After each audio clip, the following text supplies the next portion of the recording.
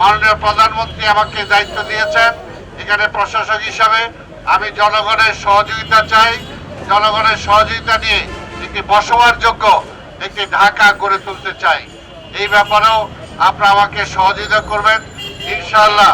তাহলে আমরা সবাই মিলে এবং সাংবাদিক ভাইদের বলবো, এখানে ব্যবসায়ীদেরকে বলবো, এখানে চাকরিজীবীদেরকে বলবো, বিভিন্ন সম্প্রদায়ের লোকজনদেরকে নিয়ে ইনশাআল্লাহ ঈদের পরে এই ঢাকা শহর কিভাবে যানজট মুক্ত করা যায়, হকারদেরকে একটা ডিসিপ্লিনে আনা যায়, বাস ট্রাকগুলোকে একটা ডিসিপ্লিনে আনা যায়, রিক্সাগুলোকে একটা ডিসিপ্লিনে আনা যায়।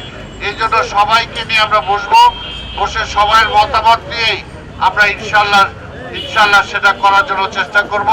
তা আমি আশা করব নগরবাসী আমাদেরকে সহযোগিতা করবেন, যাতে নগরের সুযোগ সুবিধা বঞ্চিত হারা যে মানুষগুলো ছিল তাদের সেই সুযোগ সুবিধা আমরা দিতে পারি।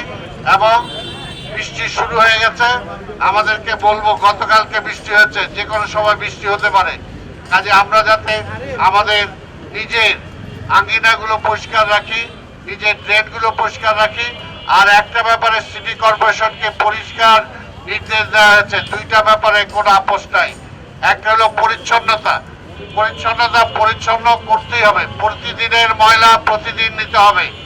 আর কোথাও যদি এই পরিচ্ছন্নতার সাথে যারা জড়িত, এই যে বাড়ি বাড়ি থেকে যারা ময়লা আবর্জনা সংগ্রহ করেন, এটা কিন্তু কন্ট্রাক্টরের সাথে চুক্তি আছে 100 টাকা।